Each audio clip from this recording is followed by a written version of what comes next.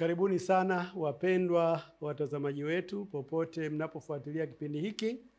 Hiki ni kipindi cha Biblia Yasema kinachojibu maswali ya watazamaji kwa kutumia Biblia. Na mimi ni mtumishi wako mchungaji Steven Leta ambaye nitakuletea majibu tuliyoyaandaa. Na kabla hatujaanza kipindi chetu, hebu tupate kuomba. Mungu mtakatifu, Baba wa milele, Baba wa Bwana wetu Yesu Kristo, tunakushukuru kutupatia fursa hii ya kuja kujifunza miguuni pako. Tunaomba Roho wako Mtakatifu akatusaidie kuelewa yale tunayokwenda kujifunza, ili hatimaye tusaidie kufanya maamuzi sahihi kwa ajili ya wokovu wetu. Ndilo ombi letu katika jina la Yesu Kristo. Amina. Naam, tumepokea maswali kadhaa na hivi punde tutaenda kuwasomeni swali la kwanza. Namba yangu ni 0764600362. Ikiwa utapata changamoto yote katika majibu yetu, basi unaweza kunipigia kwa namba hiyo. Na sasa nimkaribishe msomaji wetu atusomee swali linalofuata. Swali linasema: ubarikiwe mchungaji Leta kwa mafundisho yako. Naomba kufahamu, je, nitatambuaje nina Roho Mtakatifu katika maisha yangu? Naam, huyu rafiki anataka kujua namna ya kutambua kama ana Roho Mtakatifu maishani mwake. Na yafuatayo ndio majibu tuliyoyaandaa. Ni sahihi kabisa kutamani kuwa na Roho Mtakatifu na kutamani kujua kama unaye Roho Mtakatifu kama njia ya kujihakikishia kuwa hujakataliwa na kwamba unamilikiwa na Kristo. Nakumbuka kwamba Biblia imeeleza vizuri ya kwamba wale wanaomilikiwa na Kristo na wale ambao hawajakataliwa na Kristo basi wanapaswa kuwa na Roho Mtakatifu. Tunasoma katika kitabu cha Warumi sura ya 8 fungu la 9. Lakini ikiwa Roho wa Mungu anakaa ndani yenu, ninyi hamufuati mwili, bali mwaifuata Roho. Lakini mtu awaye yote asipokuwa na Roho wa Kristo, huyo si wake. Kwa hiyo rafiki yetu huyu anatambua jambo hilo, na pengine ndio sababu akapenda kujua ili ajiridhishe kama anaye Roho wa Mungu au Roho Mtakatifu au la, na ili ajue nini cha kufanya ikiwa atakuwa hana Roho Mtakatifu. Sifa mojawapo ya kutambua una Roho Mtakatifu ni kuondokana na mazoea ya kufuata mwili au kuutumainia mwili. Paulo alikuwa mtu wa namna hiyo, alikuwa mtu wa kuutumainia mwili kabla hajakutana na Yesu. Wafilipi 3 fungu la 3 hadi la 6 inasema: walakini mimi ningeweza kuutumainia mwili. Mtu yeyote akijiona kuwa anayo sababu ya kuutumainia mwili, mimi zaidi. Nilitahiriwa siku ya 8. Ni mtu wa taifa la Israeli. Anataja sifa hizo za mtu wa mwilini. Wa kabila ya Benjamini, Mwebrania wa Waebrania. Kwa habari ya kuishika Torati ni Farisayo. Kwa habari ya juhudi, mwenye kuliudhi kanisa. Kwa habari ya haki ipatikanayo kwa sheria, sikuwa na hatia. Sasa mtu anayetumainia mwili au anayetumainia jitihada zake za kibinadamu katika kupata wokovu, basi huyo ndiye mtu ambaye kwa ukweli hana Roho wa Mungu. Kutumainia mwili au kufuata mwili ni kutegemea jitihada na mavumbuzi ya kibinadamu katika kufikia kiwango cha kiroho ambacho Mungu anakihitaji kutoka kwako. Mungu anatutamani sana siku moja tuache kutenda dhambi, tuwe watakatifu, tuwe wakamilifu. Lakini kujaribu kuifikia hali hiyo kwa kutumia juhudi zako mwenyewe ni kosa kubwa sana, na hilo linafanywa sana na watu wa mwilini, na wanaofanya hivyo hawana Roho Mtakatifu. Nimeona watu wakitafuta kuwa na Roho Mtakatifu kwa kuelekezwa kutamka maneno maalumu na wanadamu wenzao kwa kuyarudia kwa kasi. wakiaminishwa kwamba baada ya kurudia kwa kasi basi wataanza kuongea lugha fulani, na hiyo lugha inatolewa na Roho Mtakatifu. Na kwa hiyo mtu anayenena kwa lugha, basi hiyo ambayo umefundishwa, anapata heshima ya kutambulika kwamba anaye Roho wa Mungu. Mara nyingi watu wamekuwa wakiuza hilo swali, je, unaye Roho Mtakatifu? Je, unaye Roho wa Mungu? Na matarajio ni kusikia kwamba ndiyo, ninaye Roho Mtakatifu kwa sababu nanena kwa lugha. Ndiyo, ninaye Roho Mtakatifu kwa sababu nafanya hili na hili na hili na hili. Lakini je, hiyo ndio uthibitisho wa kwamba mtu anaye Roho Mtakatifu? Huu ni usanii usiokubalika, na huku ndiko kuutumainia mwili. Roho Mtakatifu yupo moyoni mwa mtu anayeisikia sauti ya Mungu ikimsihi kupokea neema ibadilishayo.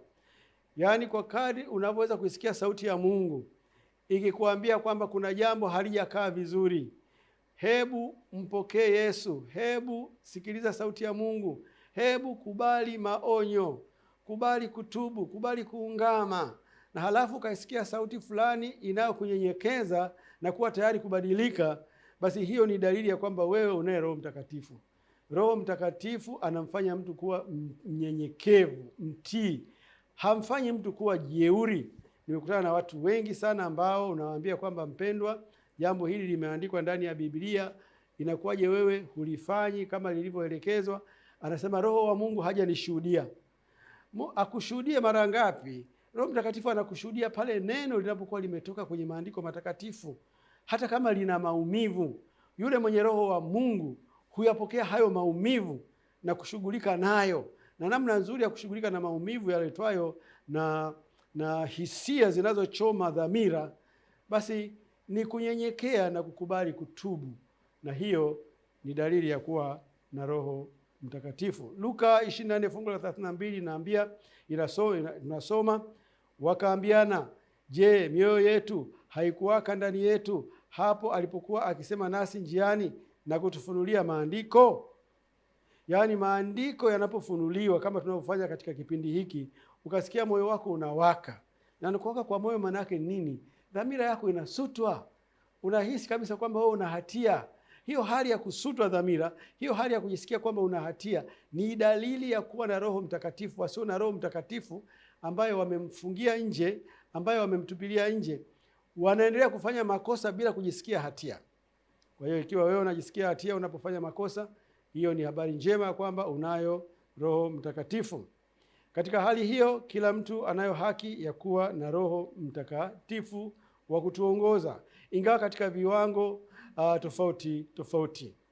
Kile tunachohitaji kila wakati ni ujazo wa Roho Mtakatifu. Ujazo wa Roho Mtakatifu huja mtu anapotambua kutofaa kwake na jinsi asivyoweza kujiokoa kwa juhudi za kibinadamu. Yaani, kadri unavyohisi kwamba unapotenda jambo ukajisikia aibu, ukajisikia hatia, hiyo ni dalili kwamba una Roho Mtakatifu. Na katika hali hiyo, karibu wanadamu wote tunaye Roho Mtakatifu. Maana ndio anayetusaidia kujua kwamba haya ni maonyo, na jambo hili ninaloonywa ni kweli kabisa, tatizo hili mimi ninalo na inatakiwa nijibadilishe, nirekebike. Hiyo ni dalili ya kwamba una Roho Mtakatifu. Ila viwango vya Roho Mtakatifu vinatofautiana kwa sababu ya kile kitu kinachoitwa ujazo. Kuna ambao wamejazwa Roho Mtakatifu kwa kiwango fulani, kuna waliojazwa kwa kiwango cha juu zaidi, na huko kujazwa kunaendana sambamba na kiwango cha mtu mmoja mmoja kujitambua asivyoweza kujiokoa mwenyewe na jinsi anavyohitaji msaada kutoka kwa Mungu. Kuendelea kutii maagizo ya ibada yaliyobuniwa na wanadamu kunamfanya mwanadamu awe mtupu, asiye na Roho Mtakatifu. Kwa mfano, umejiridhisha kabisa kwamba fundisho fulani uliokuwa unalishikilia ni la wanadamu, halikutoka ndani ya Biblia. Ni wanadamu tu waliketi, wakabuni, wakalileta na likawa limeshika kutoka vizazi hadi vizazi, lakini halina mamlaka yoyote ya maandiko matakatifu. Ukiwa na Roho wa Mungu huwezi kuendelea na kitu kama hicho. Mara moja utafanya maamuzi, hata kama maamuzi hayo yatakugharimu, hata kama maamuzi hayo yatakufanya ukosane na watu wengi ambao mlikuwa marafiki. Hivyo ndivyo Roho Mtakatifu anafanya kazi. Lakini ukiamua kuendelea na maisha yale yale ambayo yanafunuliwa na maandiko kwamba ni makosa, hiyo ni namna mojawapo ya kuachana na Roho Mtakatifu, kwa sababu kitakachoendelea ni nini? Hutaendelea kujisikia kuwa na hatia ukiendelea kutenda hiyo dhambi, na hiyo matokeo yake ni kwamba utapotea milele na milele. Katika kitabu cha Timotheo wa kwanza 2 fungu la 2, Biblia inasema, kwa ajili ya wafalme na wote wenye mamlaka tuishi maisha ya utulivu na amani katika utauwa wote na ustahivu. Kukosa utulivu kwenye ibada ni dalili ya kupungukiwa na Roho Mtakatifu. Yaani kukosa utulivu ni kosa.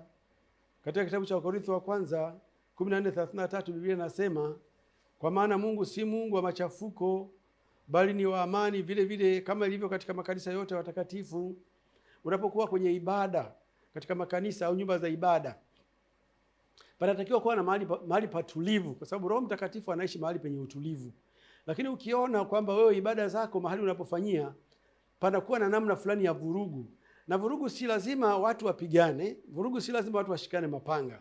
Umekuja umevaa suti, lakini kupitia hiyo ibada ya hapo mahali unapoabudu unakuta umerushwa chini ya viti kabisa kule unatembea, na suti uliyovaa imevurugika. Unashangaa kwamba mtu pale anapiga kelele sana, mara sijui watu wanatapika, sijui mara anafanyaje. Kunakuwa na vurugu mahali ambapo mtoto mchanga au mtoto mdogo hawezi kuelewa nini kinachoendelea, kwa sababu yeye ataona kwamba hawa watu wamepatwa na shida gani, kuna nini? Yaani sio mahali penye utulivu. Hiyo ni ishara ya kwamba mahali hapo hapana Roho Mtakatifu, kwa sababu Biblia inasema kwa maana Mungu si Mungu wa machafuko bali wa amani, vile vile kama ilivyo katika makanisa yote ya watakatifu.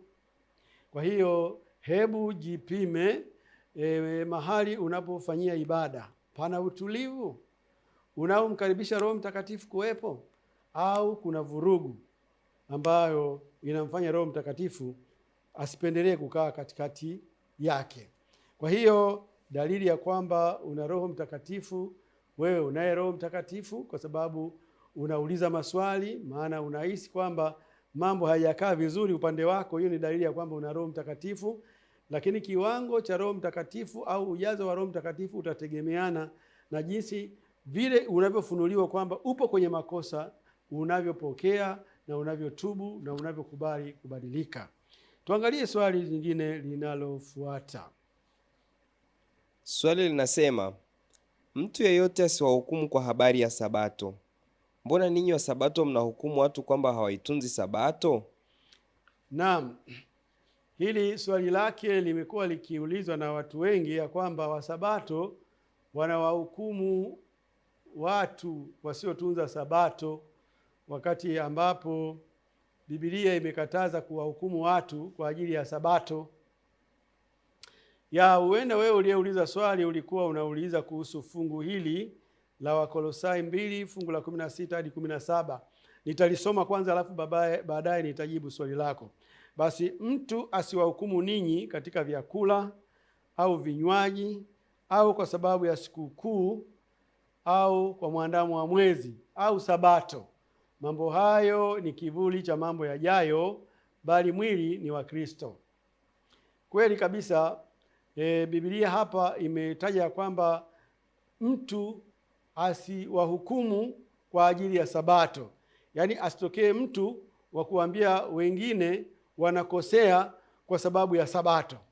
Sasa kinachokuja akilini baada ya kusoma fungu hili mara nyingi kwa watu wengi ni kwamba wanaamini kwamba Paulo hakubaliani na desturi ya utunzaji wa Sabato ile ya siku ya 7 ya juma, hasa jambo hilo linapofanywa na Wakristo. Kwa hiyo wanadhani ya kwamba Paulo, kwa sababu alibadilika kutoka kuwa Myahudi na kwenda kuwa Mkristo, basi hapa alikuwa anatoa fundisho ya kwamba sisi Wakristo hatupaswi tena kuitunza Sabato. Na kwa hiyo akitokea mtu anayekuambia itunze Sabato, huyo mtu anakuhukumu. Hiyo ndio dhana ya watu wengi. Lakini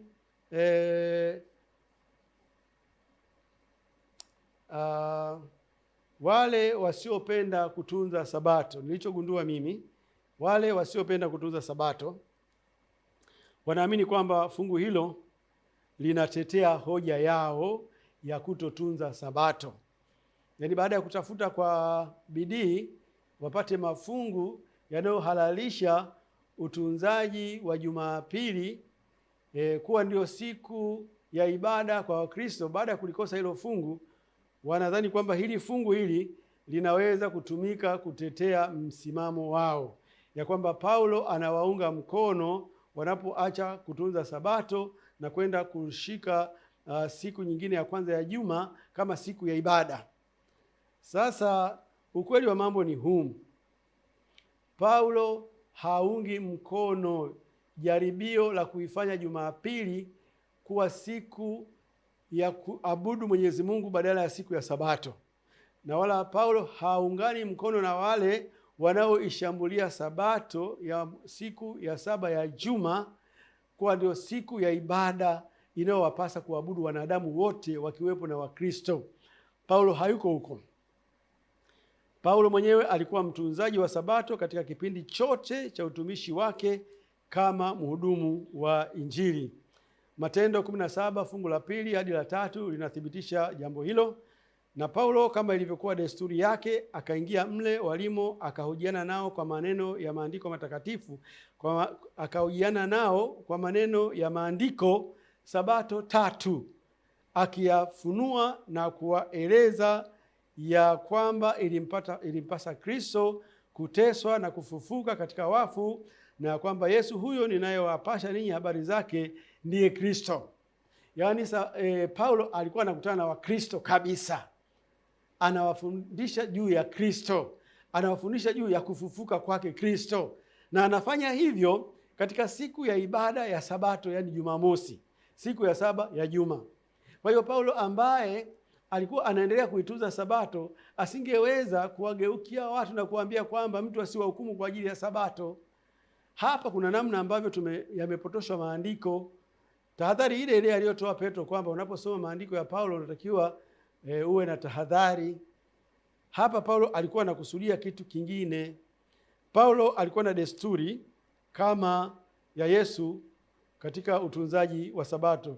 Matendo 16:13 inasema, hata siku ya Sabato tukatoka nje ya lango tukaenda kando ya mto, ambapo tukadhani ya kuwa pana mahali pa kusali, tukaketi tukasema na wanawake waliokutana pale.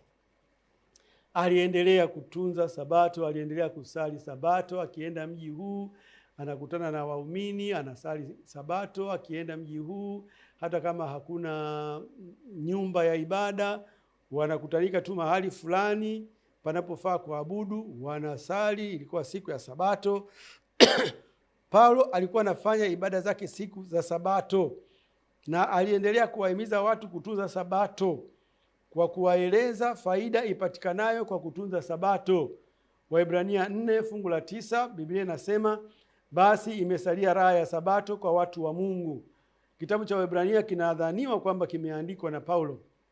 Hapa anawasisitiza watu wa Mungu kuendelea kuitunza na kuiheshimu Sabato, kwa sababu ndani ya Sabato kuna raha, kuna starehe ambayo yule mwenye kuipokea Sabato huipata.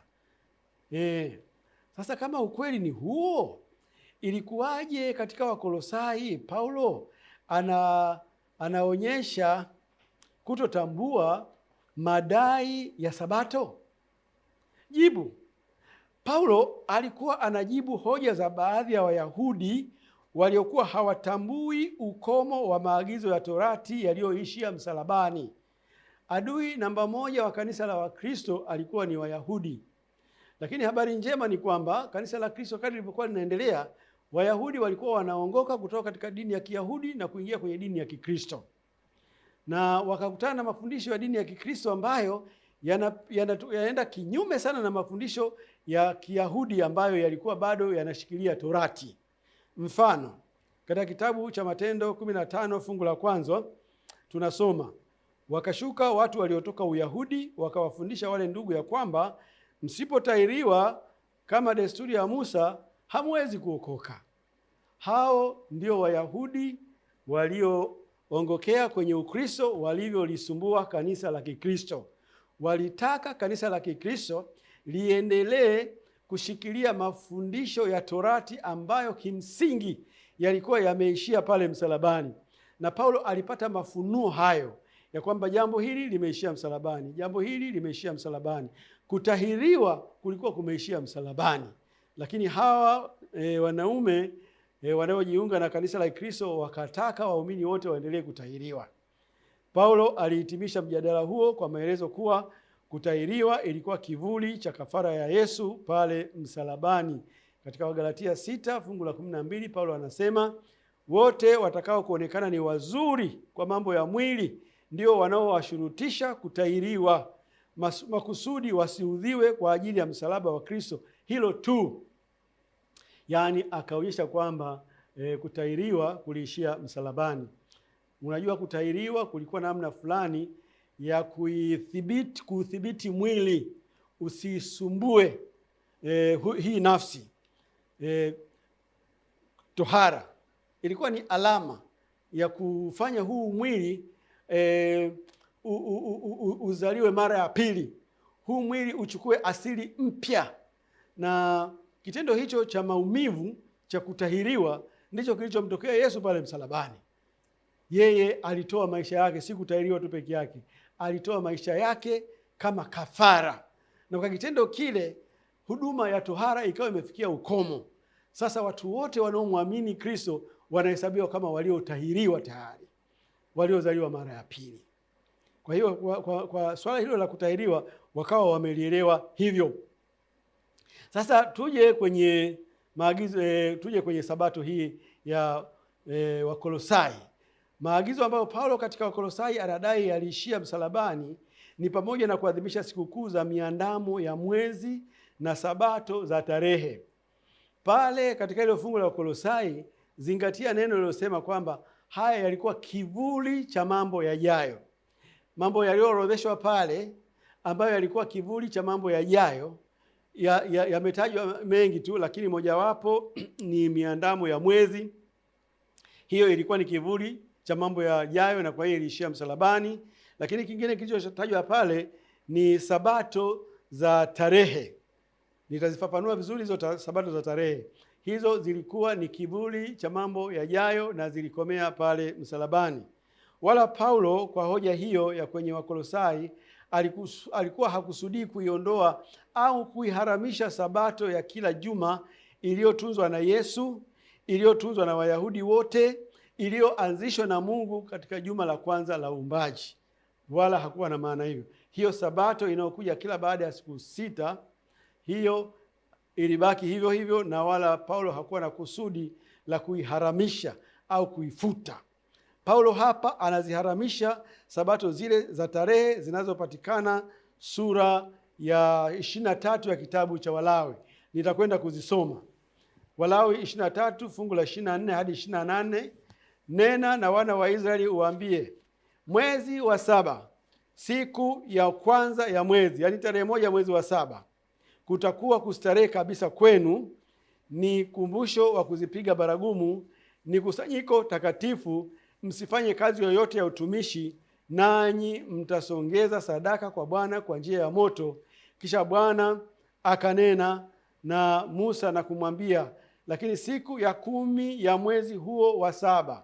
Kumbuka kuna siku ya kwanza, kuna siku ya 10 ya mwezi wa 7. Anasema siku ya 7 itakuwa siku ya upatanisho, ni kusanyiko takatifu kwenu, nanyi mtazitesa nafsi zenu, nanyi mtasongeza sadaka ya kwa Bwana kwa njia ya moto, nanyi msifanye kazi yoyote siku hiyo, kwa kuwa ni siku ya upatanisho, ili kufanya upatanisho kwa ajili yenu mbele za Bwana Mungu wenu.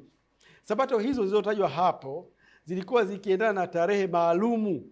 Tarehe 1 mwezi wa 7, na nyingine ilifuata tarehe 10 mwezi wa 7.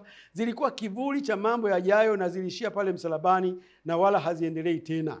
Hizo ndizo sabato ambazo Paulo anasisitiza mtu asihukumiwe kwazo.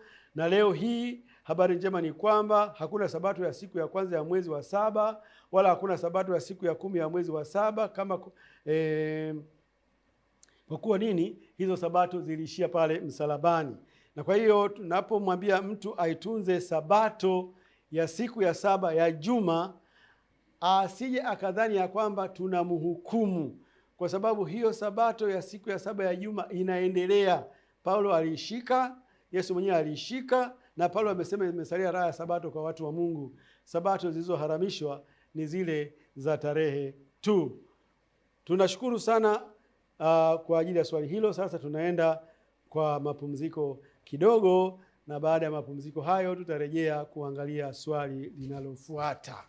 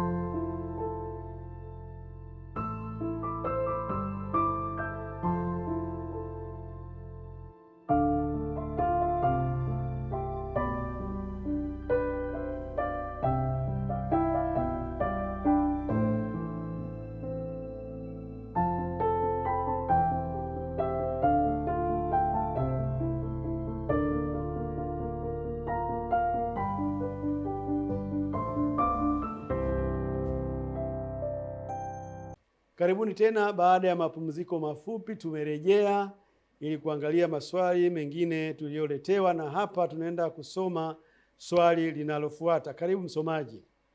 Swali linasema, Yesu yuko mbinguni. Je, anafanya nini huko na hali kanisa lake liko hapa duniani?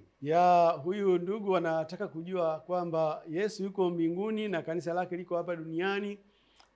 Huko anafanya nini hasa kinachomfanya aliache kanisa lake hapa duniani?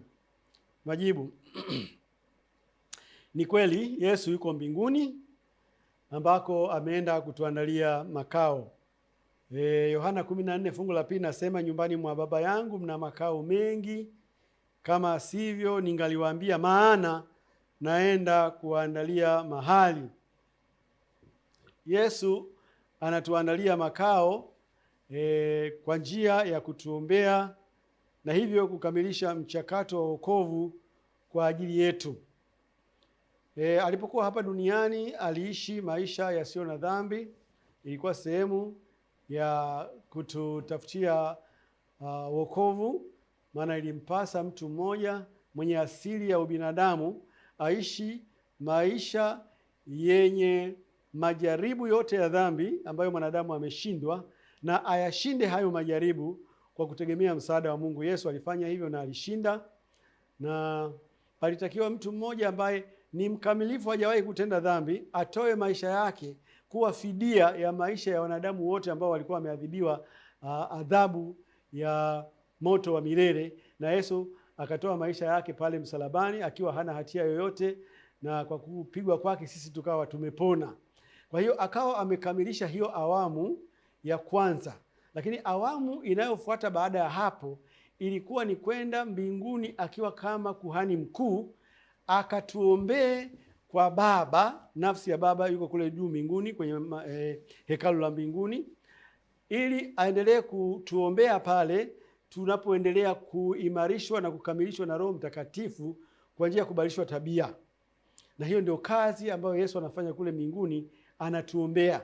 Hayo ndio maandalizi ya makao. Kimsingi kinachomfanya kuwepo kule sana sana sio kusimamia ujenzi huko site wa nyumba zetu, japo hilo linaweza kuwa sehemu ya shughuli yake, lakini shughuli kubwa kabisa ni kuhakikisha kwamba ule ukombozi aliofanya kwa ajili yetu umekamilika kwa 100% kwa kutuombea, ili tuendelee kutakaswa na kukamilishwa, na hatimaye tusimame tukiwa hatuna dhambi hata moja.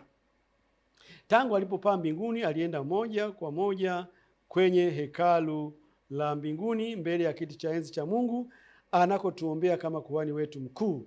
Waebrania 10 fungu la 12 hadi 13 nasema, lakini huyu alipokwisha kutoa kwa ajili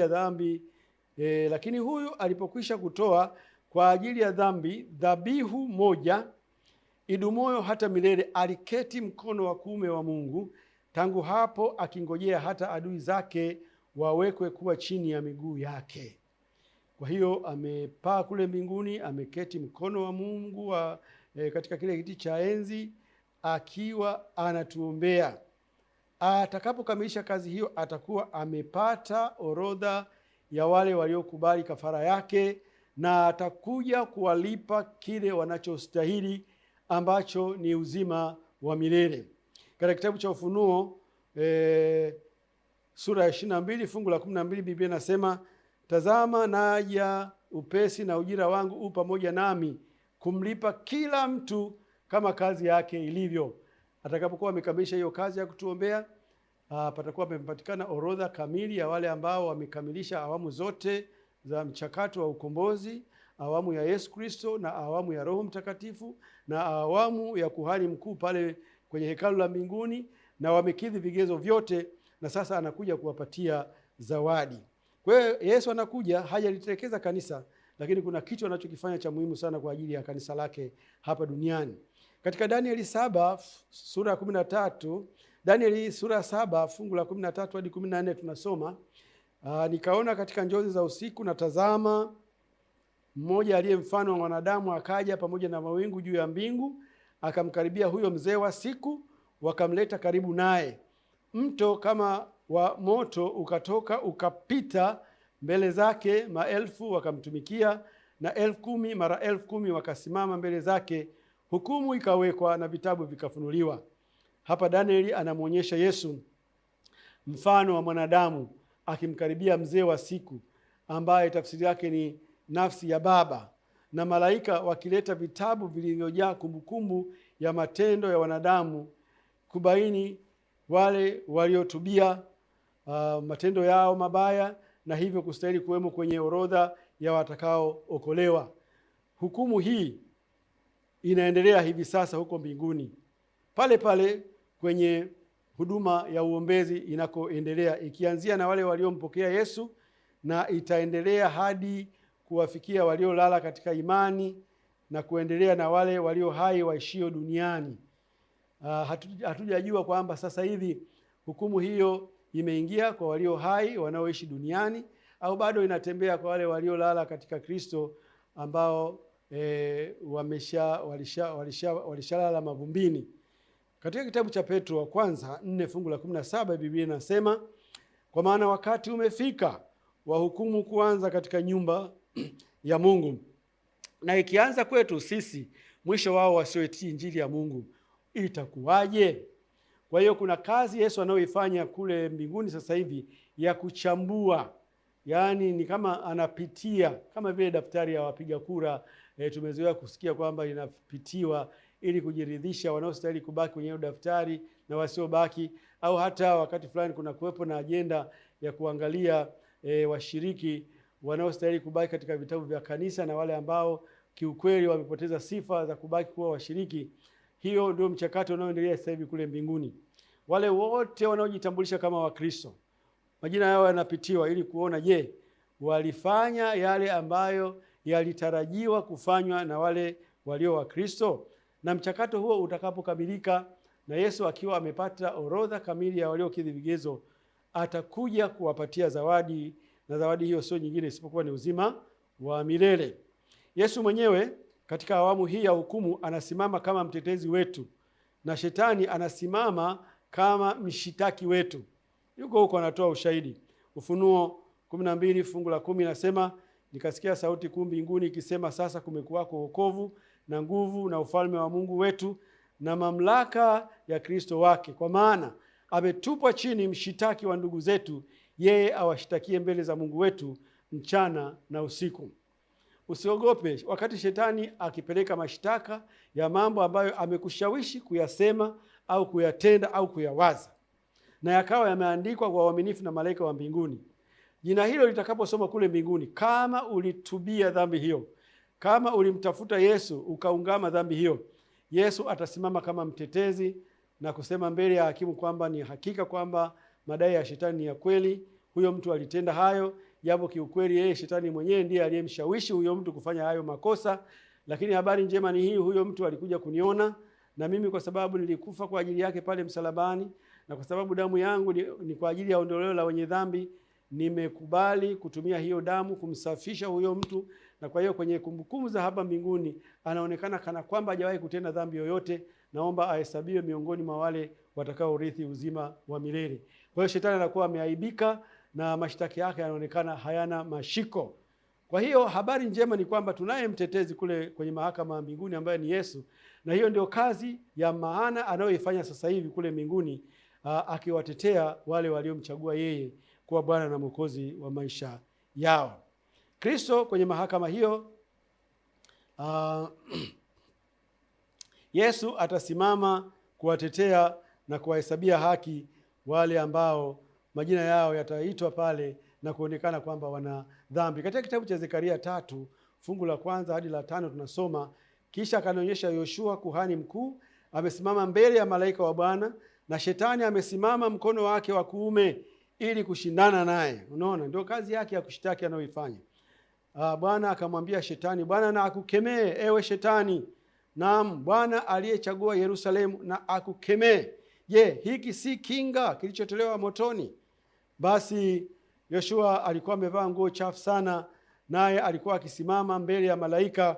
Naye huyo akajibu akawaambia wale waliosimama mbele yake akisema, mvueni nguo hizi zenye uchafu. Kisha akamwambia yeye, tazama, nimekuondolea uovu wako, nami nitakuvika mavazi ya thamani nyingi. Nikasema, na wampige kilemba kizuri kichwani pake. Basi wakampiga kilemba kizuri kichwani pake, wakamvika mavazi, naye malaika wa Bwana akasimama karibu.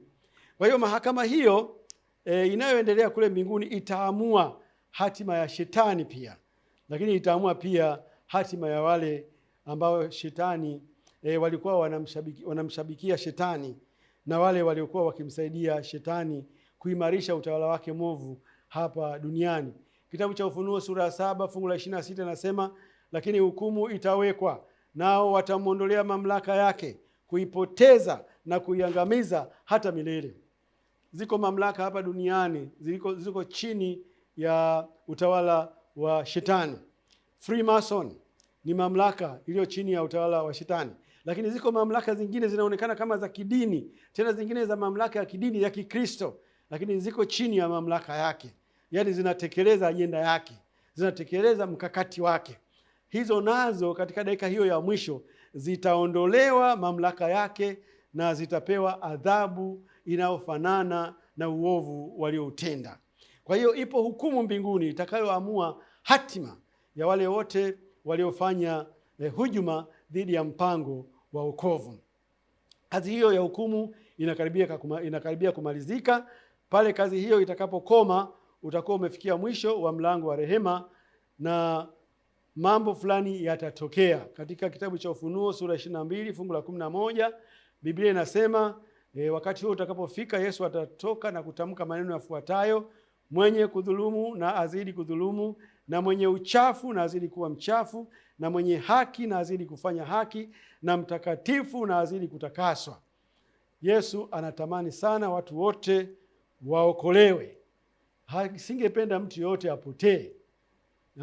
Hii inadhihirishwa na ukweli tunaoupata katika kitabu cha Petro wa pili sura ya 3 fungu la 9. Biblia inasema, Bwana hakawii kuitimiza ahadi yake kama wengine wakudhanivyo kukawia, bali huvumilia kwenu, maana hapendi mtu yeyote apotee, bali wote wafikirie toba.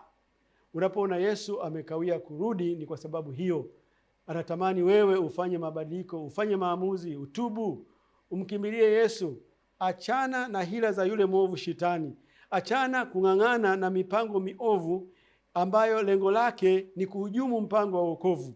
Hiyo mipango tumeieleza sana katika vipindi hivi. Shetani amebadilisha mambo mengi yaliyo kwenye Biblia na ameyaingiza katika makanisa ya Kikristo. Watu wanaabudu sanamu, watu wanavunja Sabato, watu wanabatiza watoto wachanga, vitu ambavyo havijaagizwa mahali popote. Sasa hivyo ndivyo vitu ambavyo Yesu anasubiri watu waachane navyo ili arudi aje atupatie zawadi ya uzima wa milele. Chagua leo kumpokea Yesu naye atakuponya wewe na nyumba yako. Tuangalie swali lingine linalofuata. Swali linasema, ninapenda unavyojibu maswali, ubarikiwe sana, ila ninatatizwa na hili. Je, kuna ambao Mungu amewaandaa kuokolewa na wengine kupotea? Vipi 144,000 katika kitabu cha Ufunuo? Asante. Rafiki yetu ameuliza swali la muhimu kuhusiana na watu 144,000 wanaotajwa kwenye kitabu cha Ufunuo. Majibu ni kama ifuatavyo. Mungu anatamani watu wote waokolewe. Timotheo wa kwanza 2 fungu la 3 hadi la 4. Hili ni zuri nalo la kubalika mbele za Mungu Mwokozi wetu, ambaye hutaka watu wote waokolewe na kupata kujua yaliyo kweli.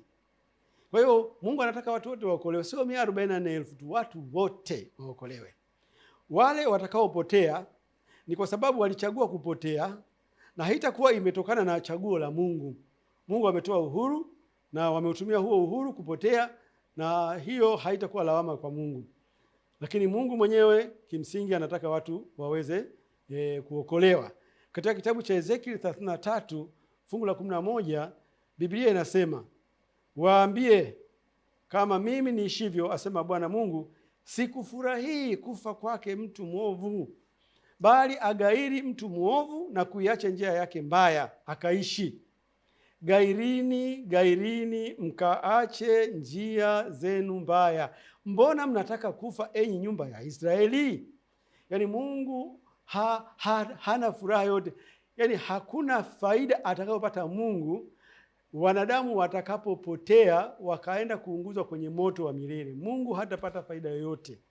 Kwa namna fulani ninaona kabisa kwamba Mungu atakuwa amepata maumivu, kwa sababu haukuwa mpango wake wanadamu wapotee, ila mpango wake ilikuwa waishi milele, na amewaandalia makao kule mbinguni. Hata hivyo, ni kweli kwamba Yohana alionyeshwa kundi maalumu la watu 144,000 watakaokombolewa. Kundi maalumu kabisa. Hawa ni sehemu tu ya wale watakaokombolewa, na wala si idadi ya wote watakaokombolewa. Namba ya 144,000 ni namba ndogo sana. Usingetarajia wanadamu wote kuanzia Adamu mpaka leo, yani waokolewa watu 144,000 tu. Wao ni watu wachache sana. Tunajuaje kwamba 144,000 ni sehemu tu ya kundi kubwa la wale watakaookolewa? Ufunuo sura ya 7 fungu la 2 hadi la 9 tunasoma, nikaona malaika mwingine akipanda kutoka mawio ya jua mwenye muhuri ya Mungu aliye hai, akawapigia kelele kwa sauti kuu wale malaika 4 waliopewa kuidhuru nchi na bahari, akisema, msiidhuru nchi wala bahari wala miti, hata tutakapokwisha kuwatia muhuri watumwa wa Mungu wetu juu ya vipaji vya nyuso zao.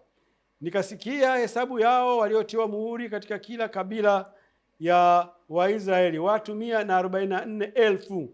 Wa kabila ya Yuda 12,000 waliotiwa muhuri, wa kabila ya Rubeni 12,000, wa kabila ya Gadi 12,000, wa kabila ya Asheri 12,000, wa kabila ya Naftali 12,000, wa kabila ya Manase 12,000, wa kabila ya Simeoni 12,000, wa kabila ya Lawi 12,000, wa kabila ya Isakari 12,000, wa kabila ya Zabuloni 12,000, wa kabila ya Yusufu 12,000, wa kabila ya Benjamini 12,000 waliotiwa muhuri. Baada ya idadi hiyo ya watu 144,000, Yohana sasa akaonyeshwa kundi jingine kubwa zaidi la waliokombolewa ambao hawakuwepo kwenye idadi ya watu 144,000. Ufunuo 7 fungu la 9. Baada ya hayo nikaona na tazama mkutano mkubwa sana ambao hapana mtu awezaye kuhesabu, watu wa kila taifa na kabila na jamaa na lugha, wamesimama mbele ya kiti cha enzi na mbele za mwana kondoo, wamevikwa mavazi meupe, wana matawi ya mitende mikononi mwao. Kwa hiyo ikitokea haupo kwenye hilo kundi la watu 144,000, hutapungukiwa chochote kama utakuwepo kwenye mkutano mkubwa sana ambao hapana mtu awezaye kuhesabu, utakaookolewa, ambao Yohana aliuona. Kwa hiyo watakaookolewa ni idadi kubwa sana. Katika hiyo idadi kubwa ya watakaookolewa wapo kundi maalum la watu 144,000 ambao wana sifa zao maalumu, lakini hii itakuwa kwa ajili ya siku nyingine, maana swali halikuuliza sifa za watu wa kundi la 144,000 ni zipi. Lakini basi hao nao wataokolewa, lakini wapo wengine watakaookolewa ambao hawapo katika idadi ya watu 144,000. Jambo la muhimu si kuwemo kwenye 144,000, bali jambo la muhimu ni kuhakikisha hukosekani katika yale makao ya mbinguni. Na dawa ya kufanya hivyo ni kumwamini Yesu Kristo. Dawa ya kufanya hivyo, kila ukweli unaofunuliwa kwako, ukiri kwamba ulikuwa unakosea, tubu, ungama na badilika. Acha kutenda hilo kosa, kwa msaada wa Roho Mtakatifu uzaliwe mara ya pili, na kwa hiyo utakuwa katika kundi la wale watakaookolewa. Swali hilo tumelijibu hivyo. Tunaelekea kwenye swali linalofuata. Swali linasema, naomba unisaidie mambo haya. Kwa nini Biblia nyingi zina vitabu 66 na nyingine vitabu 72? Pili, unisaidie ni vitabu vipi vilivyo sahihi? Swali hili limeulizwa mara nyingi, lakini tunajibu kama ifuatavyo. Ni kweli kwamba zipo Biblia zenye vitabu 66 wakati ambapo Biblia zingine zina vitabu 72. Sababu kubwa ya kuwepo kwa tofauti hii ni kwamba wakati wa ukusanyaji wa vitabu vya Biblia iligundulika vitabu vilivyokidhi vigezo au sifa za kuingizwa kwenye Biblia vilikuwa ni vitabu 66 tu. Vitabu vya Agano la Kale vikiwa 39 na vitabu vya Agano Jipya vikiwa 27. Vitabu vingine vilivyotiliwa shaka ni pamoja na Wakabayo ya kwanza na ya pili, Tobiti, Hekima, Yoshua bin Sira na Judithi. Vitabu 6 hivi havikuruhusiwa kuingia katika Biblia hiyo ya vitabu 66. Sababu ya kutiliwa shaka kwa vitabu hivyo, vilionekana kuwa na mafundisho yanayotetea uovu kwanza, na yaliyo kinyume na vitabu vingine vya Biblia.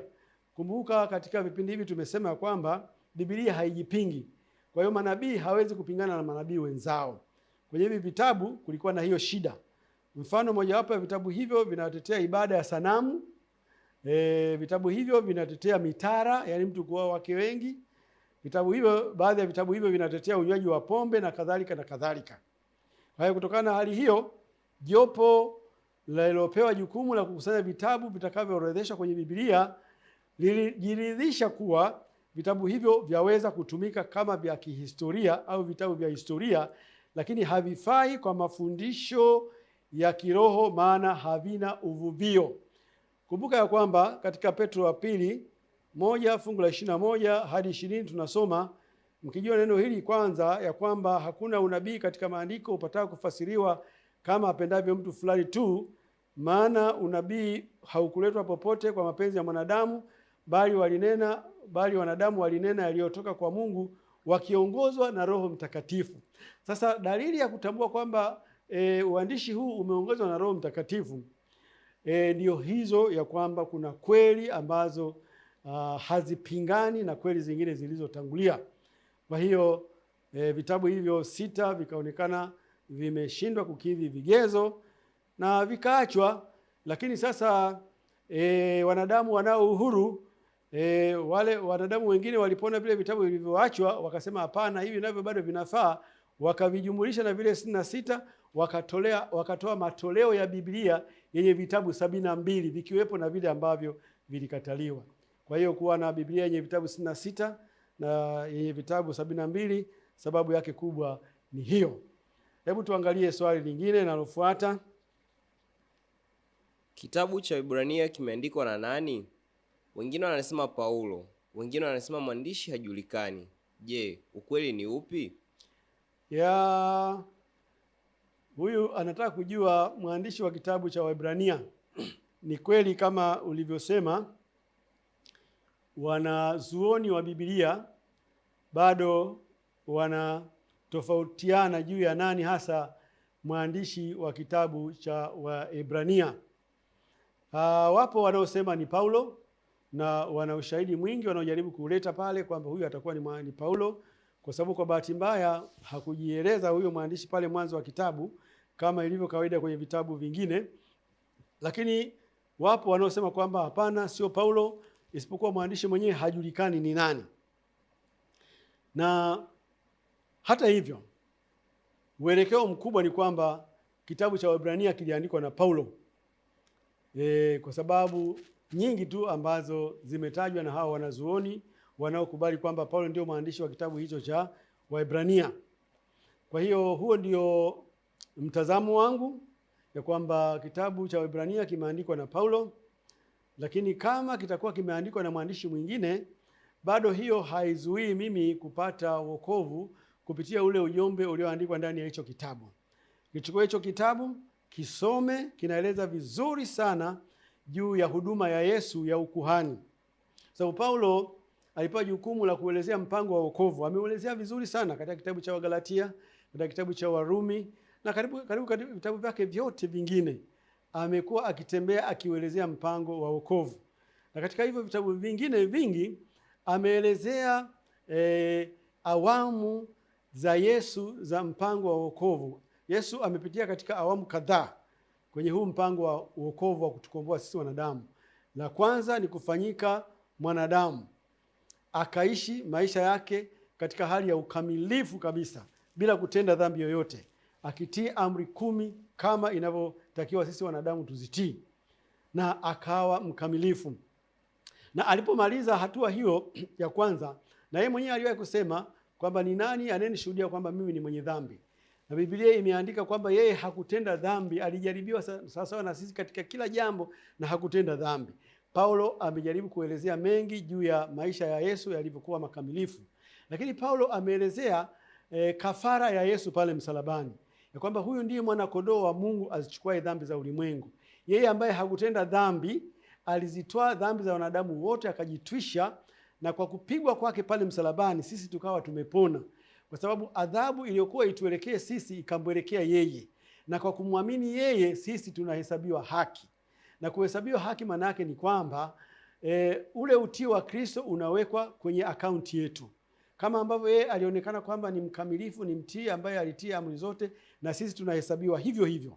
Lakini kana kwamba hiyo haitoshi, Kristo alimwomba Baba amtume Roho Mtakatifu ili aendeleze ukarabati wa kubadilisha tabia zetu. Unapotambua kwamba umekosea, unatubu, unaungama, Roho Mtakatifu anakubadilisha, na damu ya Yesu inaendelea kukusafisha. Paulo ametumia muda mwingi sana kuelezea hiyo awamu ya Yesu ya kufanyika kwake kafara. Lakini katika kitabu cha Waebrania anaelezea awamu anayoendelea nayo sasa baada ya kupaa mbinguni, jinsi akiwa pale mbinguni anavyohudumu katika ile hekalu la mbinguni kama kuhani mkuu. Aliingia pale kwanza akihudumu kama kuhani wa kawaida katika kipindi alipopaa mbinguni mpaka ilipofika mwaka 1844 alipoingia katika chumba cha pili akiwa kama kuhani mkuu. Na kuanzia mwaka huu 1844 Yesu ameendelea kuhudumu katika hicho chumba cha pili kama kuhani mkuu, kazi ambayo ataendelea nayo, na atakapokoma utakuwa ndio ukomo wa mlango wa rehema. Na kwa hiyo kazi ya ukombozi itakuwa imekamilika pale, kwa maana ya kwamba idadi ya watakaokombolewa imekuwa imepatikana, na Yesu atakuwa anakuja duniani kama mfalme. Kumbuka kuna wakati alikuwa mwanakondoo alipokufa pale msalabani, na kuna wakati alikuwa kuhani mkuu wakati huo anapokuwa kule mbinguni. Baadaye atakuja akiwa amevaa mavazi ya kifalme kuja kutulipa zawadi ya uzima wa milele, lakini kutuingiza kuwa watawala wenza katika ufalme anaokwenda kuusimamisha. Na kwa hiyo ujumbe wa kitabu cha Waebrania ndio wa muhimu zaidi kuliko mwandishi wake. Nashukuru sana kwamba umefuatana na mimi katika kipindi hiki. Hapa tumefika mwisho wa kipindi chetu, kwa maana ya kwamba tumemaliza maswali yote tuliyotumiwa na watazamaji wetu. Kwa mara nyingine tena napenda nikupatie namba ya simu yangu ikiwa utahitaji ufafanuzi mahali popote. Namba yangu ni 0764 600 362. Narudia tena namba hiyo 0762 0764 600 362. Kwa hiyo ninakukaribisha uulize maswali mahali popote pale ambapo hujaelewa, lakini kubwa zaidi ninakutaka wewe ambaye umekuwa ukifuatilia kipindi hiki kitumie kwa faida, na faida mojawapo ni kupokea ukweli unaofunuliwa hapa na kufanya kuwa wa kwako na kuyatoa maisha yako kwa Yesu Kristo. Na sasa nitatoa wito kwa wale ambao wanatamani kufanya agano upya na Yesu Kristo kwa kujitoa kikamilifu kwa njia ya ubatizo. Na ikiwa ni mojawapo wale ambao wanatamani kubatizwa, basi mahali ulipo wakati nitakapokuwa nikiomba utasimama, na halafu baada ya hapo utatafuta kanisa la Waadventista wa Sabato lililo jirani na wewe na utajiwasilisha pale na kueleza nia yako ya kutaka kuzaliwa mara ya pili na kujiunga na kanisa la kweli la Mungu la watu wanaokwenda mbinguni. Naomba mahali ulipo usimame, ufumbe macho tupate kuomba. Tuombe. Baba yetu mwema wa mbinguni, na kushukuru kwa ajili ya mtazamaji huyu ambaye kwa uaminifu mkubwa amefuatilia kipindi chetu, na nakushukuru sana kwa jinsi ulivyotusaidia kuyajibu maswali yaliyoletwa kwetu. Kama kuna mahali ambapo tumeshindwa kukidhi mahitaji ya muuliza swali, basi utusamehe, maana nasi ni binadamu. Lakini basi muhimize huyo mwenye kuuliza swali aulize tena, ili tuweze kulifafanua kwa mara nyingine tena. Lakini mwisho wa yote, nakushukuru kwa ajili ya hao waliotoa maisha yao kwa ajili ya ukombozi wao. Baba, uwapokee, uwabadilishe na uwaelekeze cha kufanya, ili wasikosekane katika kusanyiko lile la mwisho unapokuja kuwapatia zawadi wale ambao wamekuamini na wale ambao wametamani kuwa sehemu ya mpango wako wa wokovu. Asante kwa sababu utafanya hivyo. Ninaomba na kushukuru katika jina la Yesu Kristo. Amina.